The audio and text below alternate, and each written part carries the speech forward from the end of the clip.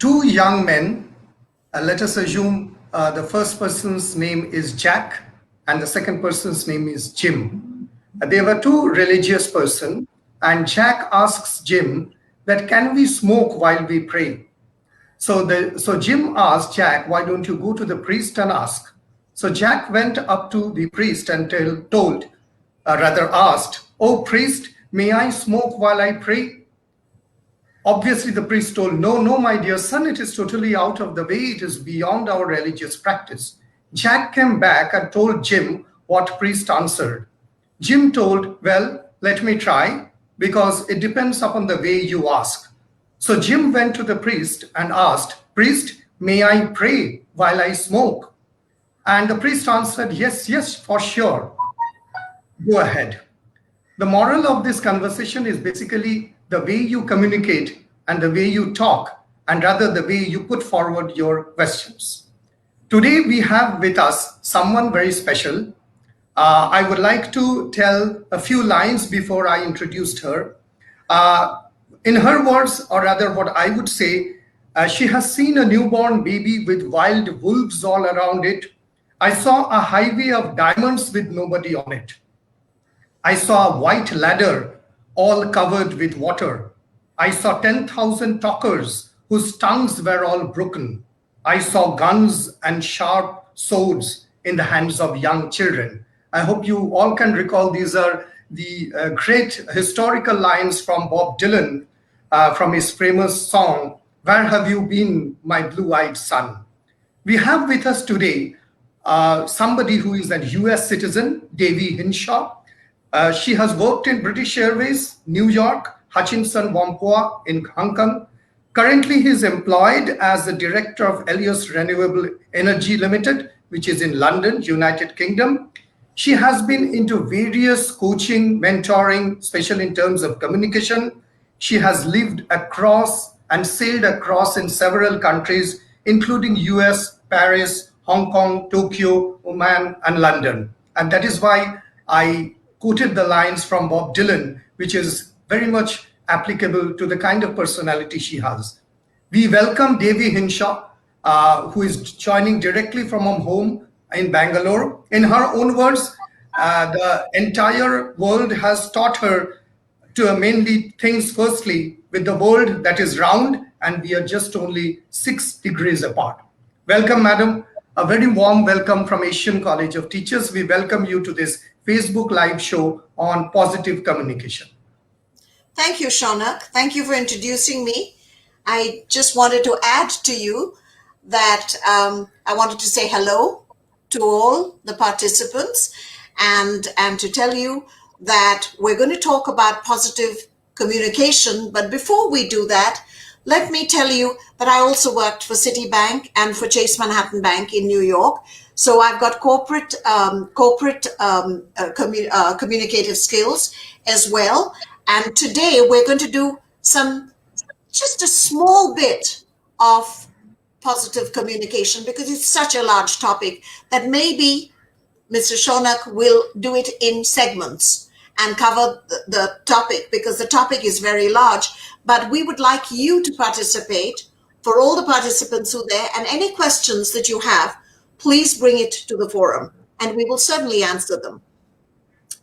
Yeah, so coming directly to what Madam has told, so just wanted to inform all of the students or the participants of the audience who is hearing us that she has been into particularly into multinationals. So the communication or the mode of communication has been multifarious. So I hope that the participants will be asking something very relevant questions, and I think that it would be an enriching discussion that we are looking forward. So ma'am, my first question would be, as the title defines positive communication, and generally what we do is that we communicate with each other. So can you point out any significant difference which marks between communication and positive communication?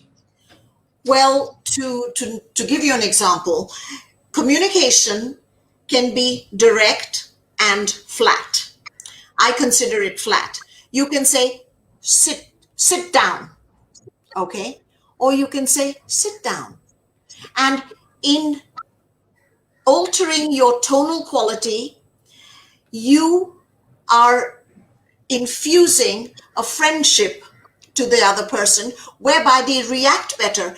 Sit down merely says sit down, but sit down is an invitation. So there are things like that where your tonal quality and the way you phrase yourself can actually make a difference to what you say and convey a positive note to the other person, whereby they react more positively to you and you build a connect between each other. Yes? Right. So Right. give me another one, what you would like. What you told rightly is that means how can we, so obviously what comes forward is that, as you told, sit down and sit down. So in case of changing the voice intonations, we actually change even the meaning what we are trying to communicate. In general, we are not aware. We generally don't use those intonations when we are speaking to people. So what would you suggest, that how can we be aware and how we can use those intonations at every point when we are talking to anybody? Like, it can be corporate communication or even personal communication. Is it a habit that we need to inculcate, or what? Yes, we need to indoctrinate ourselves into improving our internal and external relationships with people. And then only will there be growth. Growth in relationships, growth in what you want from the other person, what you're seeking from the other person, because he will react or she will react more positively to you. And 99% chances are that you will get a positive response instead of somebody backing off and saying, well, maybe I don't want to enter this one. So that Okay. is one of the things. And then you have to access situations so that it's helpful. You have to access situation. For example, if you're going for an interview, if you're at an interview, you have to access the situation. You have to see who you're addressing and what their needs are that you can address, so that you can bring forth your strengths, so that you are addressing their needs, so that you are the candidate they're looking for. These are things that will help in communication and positive communication.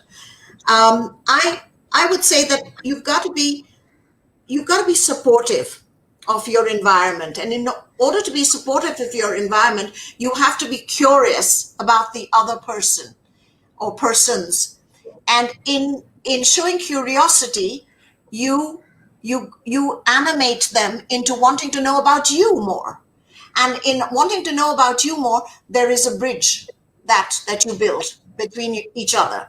And that's another key point in communication. And well, there are lots of other things. Listening, for example, is one of them. Listening is a Right. key point, because if you listen to the other person, what you're doing is you're giving them the respect. Aside from understanding what they require or what they want or what they want to communicate to you, you are giving them that respect, which you will inherently receive from them in return. Absolutely. Okay, Right. so We have so listed listening. Definitely, we will come to that part. I would like you to talk on listening, because that is an integral part. So, as you rightly told, that when we are talking this voice. So, for example, especially for our students, when they're going for an interview, they're quite aware about the way they communicate. How can we do it? Because as you understand, charity begins at home. So if we are not building up right from our personal day-to-day talks, then that voice and intonation and the pitch of that voice won't come. So what would you suggest to be the steps that we can aware right from our home till we move into our corporate life? well, there is things like nonverbal communication, which Okay. means your body language, the way you present yourself, the way you Mhm. sit down, the way you compose yourself. You take Mhm. control of your stress levels. You control your stress levels, because when you're going for an interview, 99% you're stressed out. You don't know whether you're going to be successful or not. So your Right. stress levels, your understanding, in order to compose yourself to give them what they are looking for. And in Yes. doing that, you will have to take emotion control, stress management. You will have to do your body language, sit the right way. There are some conformities that you have to adhere to when Mm-hmm. you go to a formal setup. When you go to a formal setup, you do want to compose yourself to the point where you're dressed right.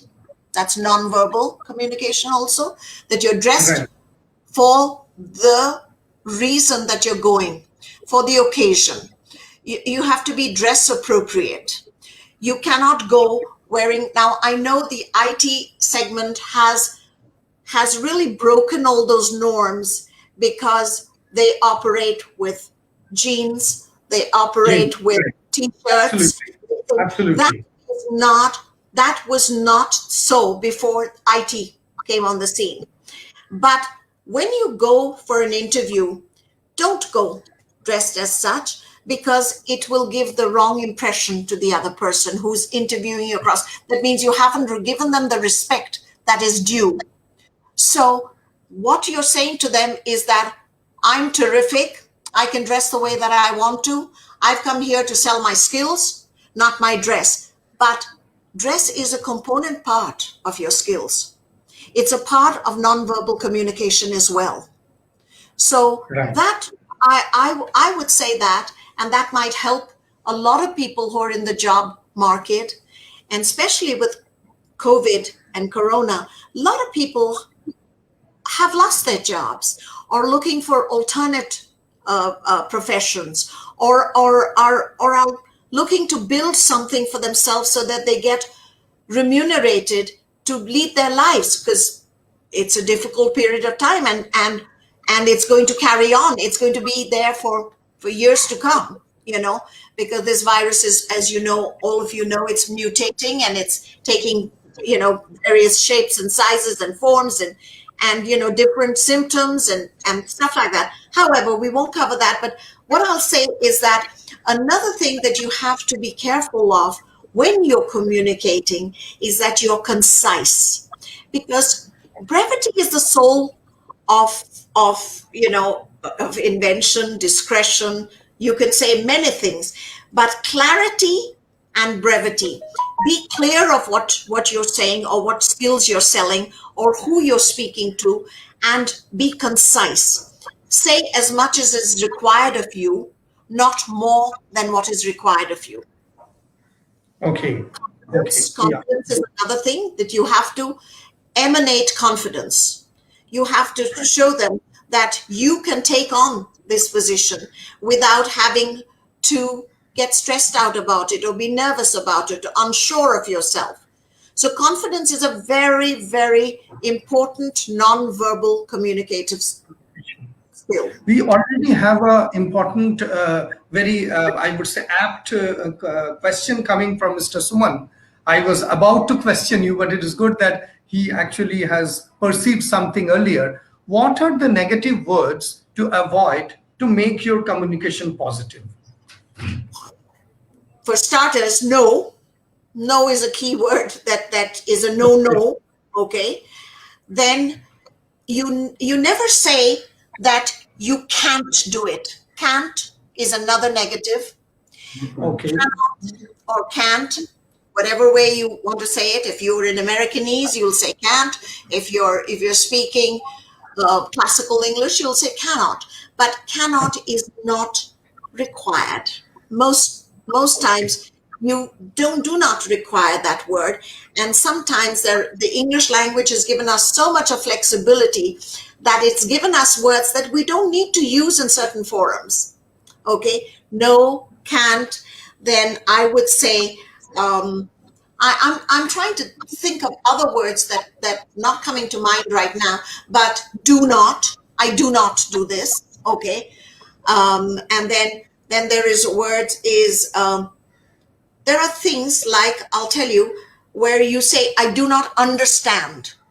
you try to understand, you ask the question. It is never forbidden to ask a question. So if there is something that is not comprehensible to you, then you will go ahead and say, can you run that by me again, please? So that, you understand it better. Instead of saying, oh, I didn't understand that. You do not say, I Right. didn't understand that.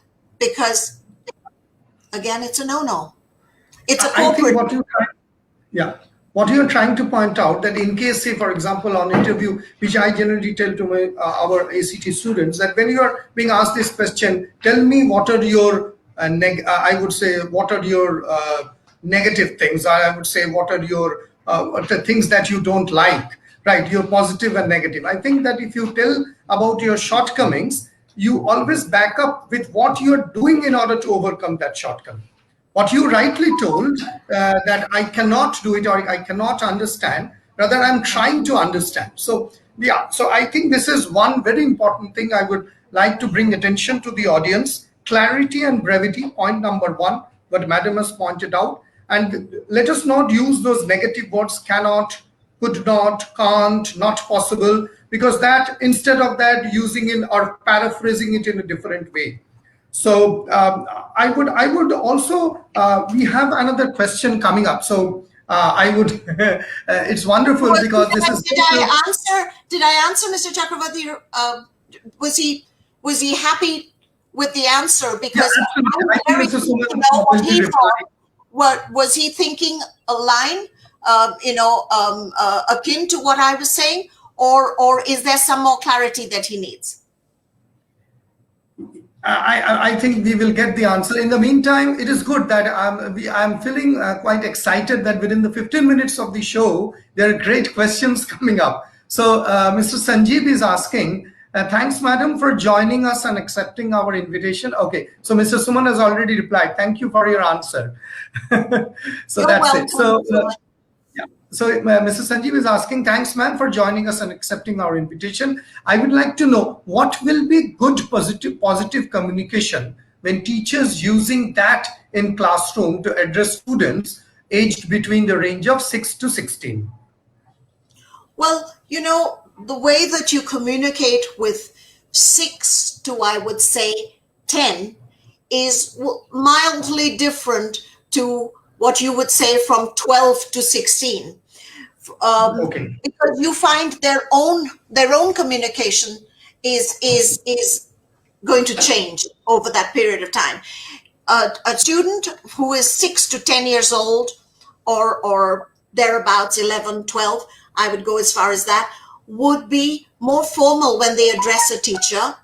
They come with an inbuilt respect that they give the teacher. Today's world has changed vastly. So 12 to 16, you will find the level of communication very different.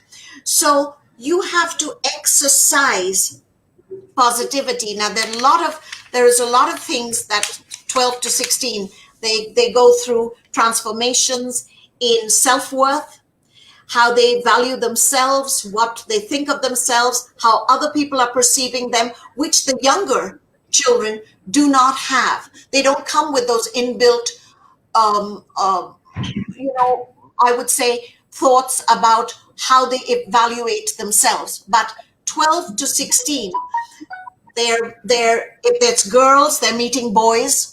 They want to know how they figure out in the boys forum, and boys similarly with girls or within their own setup, they start competing with each other and they get aggressive. There's a quantum of aggression that creeps in, and this can display, and also a lot depends on your family backgrounds. So much depends on maternal and paternal influences, and if you have, siblings that you interact with, and sibling jealousies, hence, so you've got to be so much more sensitive. Sensitivity is one of the quotients that you have to use in communication when you're communicating with this age group, because this is an age group where you can go off the rail very easily. You can actually, if you are not made to feel valid and relevant, you can actually react negatively and really go off the rails, and then rebel. There's a rebelliousness. So I would say that there are two different segments of children, and these two segments of children, the younger children don't come with these biases, while as the older children develop biases. They don't come with it, but they develop biases because they're constantly in competition with each other. I hope that, Neil, I hope that addresses some of the questions you wanted to ask, or you asked. Right. Sir already has got the answer. We have got another question flowing in. As we know that this is something which cannot be quantified, effective communication. Vishakha is asking, is there a way we can measure or assess effective communication? I think it is a question of quantifying something which we cannot quantify. You cannot quantify communication. You can quantify it in absolute terms of good or bad, okay, or dubious, okay, or nothing.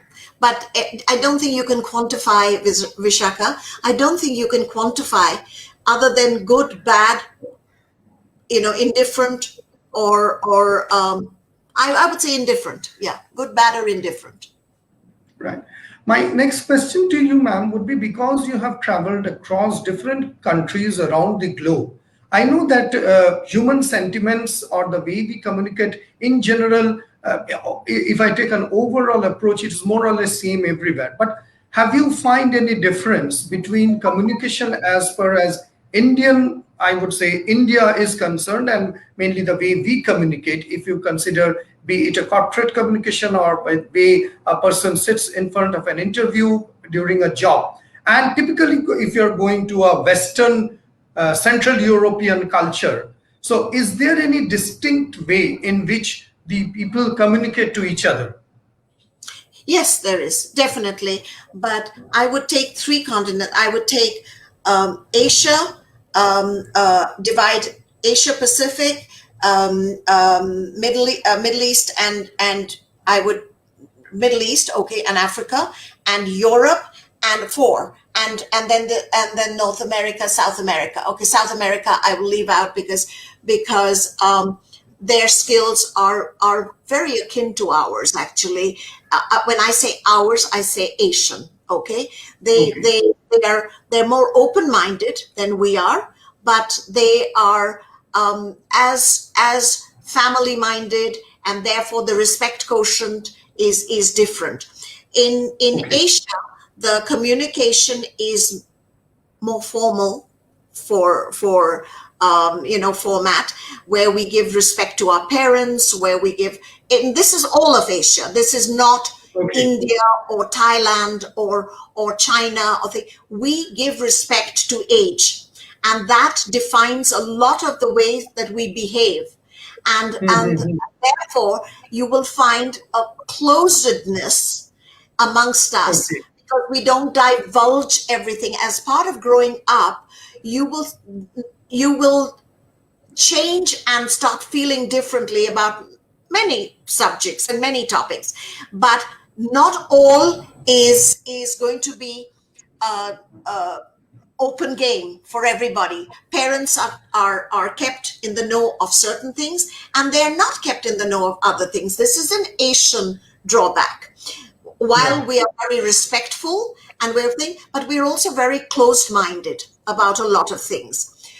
Europe, they're formal, like Indians are formal in their approach, and they give respect and they address each other very formally. However, they're more open-minded about certain norms in society. Some societal norms are different. North and South America, I told you, has some amount of similarity to Asians. Africa is, again, very, very similar in that format. But the Americas is completely different. Europe and America have a distinct difference. Now, I've lived in both places. I've lived in France, I've lived in England, I've lived in Switzerland, and I've lived in North America for many years in New York. Okay, and Right. I consider myself in more ways than one a New Yorker, because I've lived 32 years there. But having seen the difference, it was a marked difference. Americans, they leave their homes at an early age. When they're done with high school, they leave.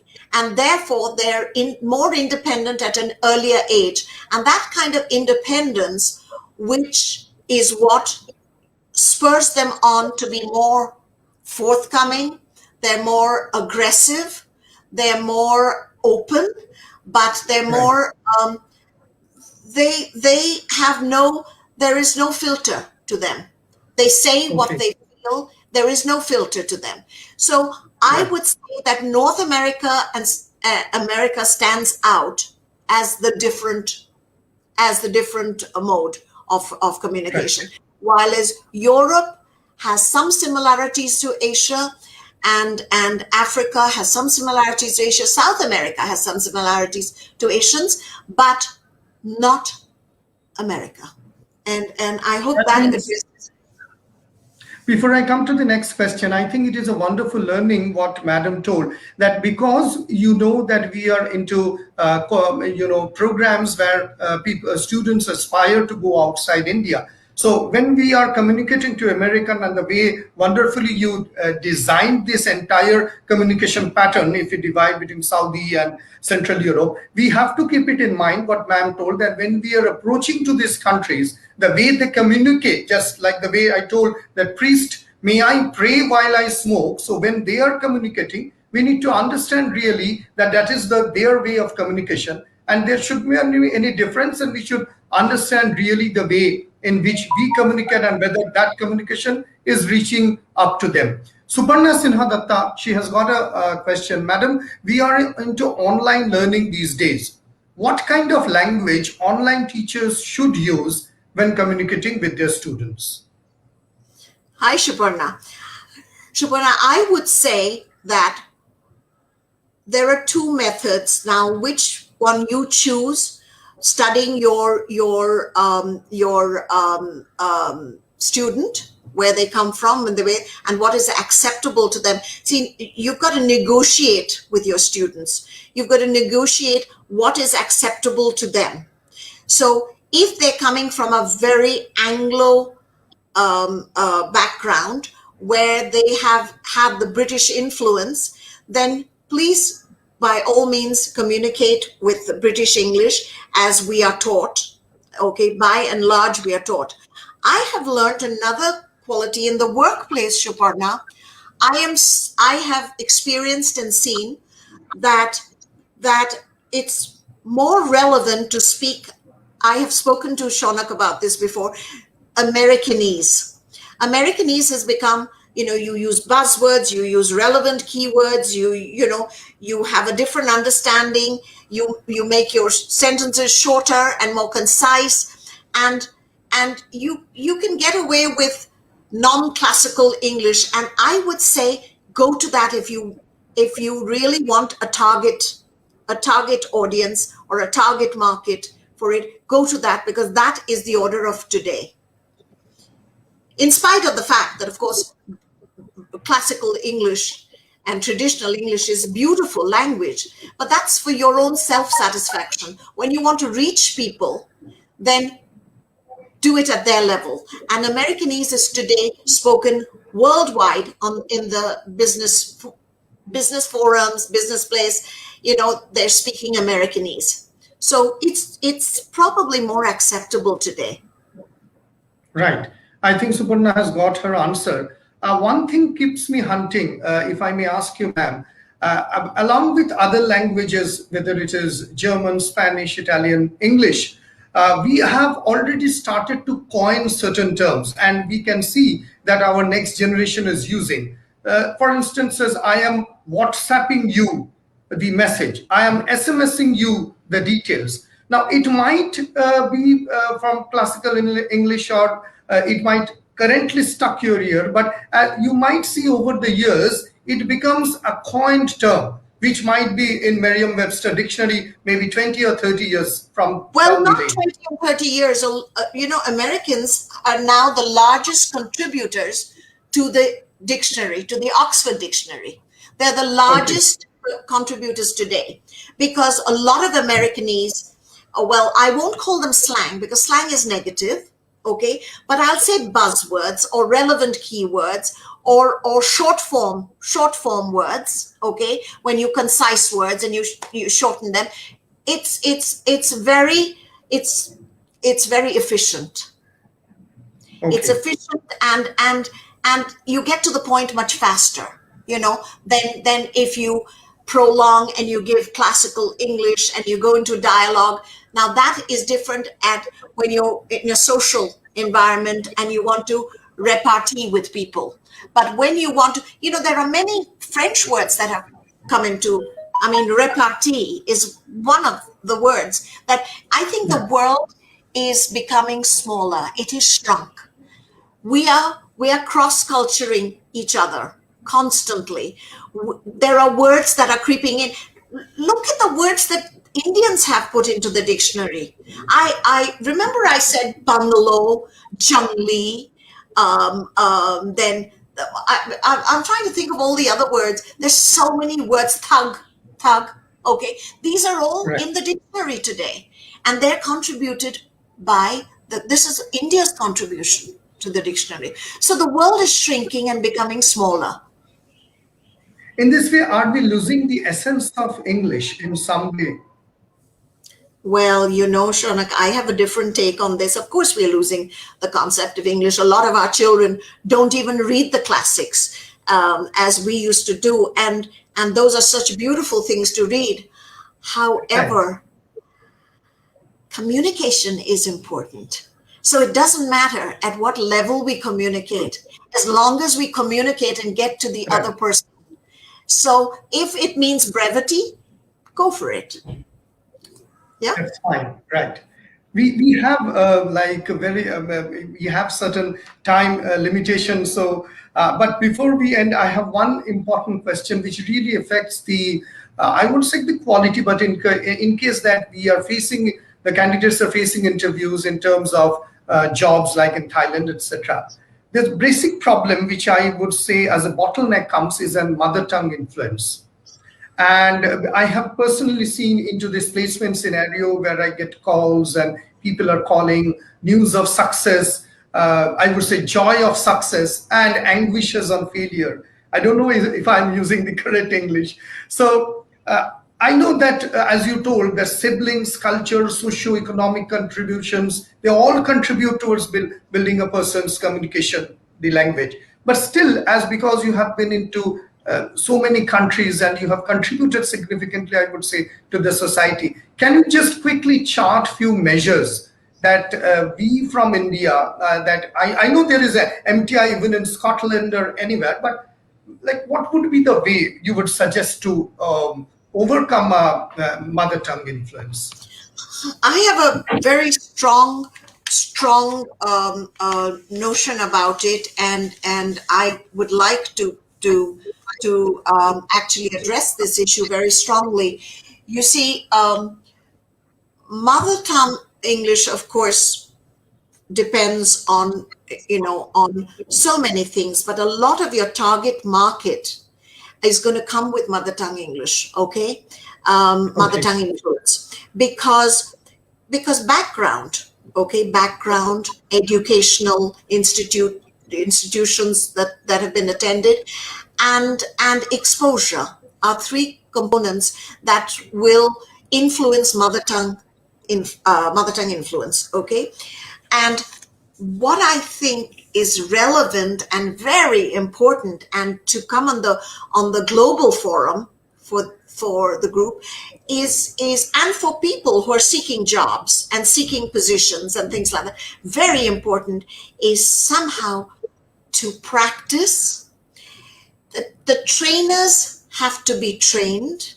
The trainers have to be given training to when they train their people, their students, that they, catch these glitches at every step. So you have to really micromanage the training a little bit more. You have to micromanage because you've got to re-educate these people into speaking with the right accent, the right tonal quality, and present themselves in such a way that is globally acceptable. So I think what we need to pay attention to is training the trainers, because it's easy to give a forum and say this is the subject that you have to study it, and in this frame of time you should be able to complete it. But you've got to actually put it into practice, and practice is what we need to do. And in training the trainers to identify these glitches, then jot it down, address it, and correct it, and then have you've almost got to start from afresh with a lot of people. And that, it's not good enough just to give them the matter and have them study it and say, okay, I will supervise if necessary. It is necessary to see how they are progressing, and the progress will define how successful they are eventually. So if I may summarize what you told, what we call neutral accent English or neutral English, that actually is somehow subtly related to mother tongue influence. Well, it isn't really, because I'll tell you, Shonak, I have seen a lot of Indians who speak better English. Well, it's not rocket science that there are Indians who speak better English than the native English speakers. Okay, absolutely. But, grammatically correct English. In mother tongue, influence creeps in, and immediately there's a bias against them. This bias has to be removed. Neutral English is what you and I are speaking. This is neutral accent. Neutral accent is acceptable anywhere in the world. Yes, if you want not to be identified. I used to see this in the United States when call centers first emerged, and people would on the call line and from the banks, or the back office call centers doing their job, or from medical facilities or whatever, and they would come, and immediately people would ask, are you an Indian? Because there were Indians who were doing the back office work, okay, who would so there was an immediate bias. And I've seen people reacting, saying, "Oh, you don't live here. You don't know where are you calling from? Are you calling from Bangalore? That sort of thing." And that doesn't happen to you and me, because we have neutral English. Okay. Absolutely. Okay, so it doesn't identify us so strongly to mother tongue.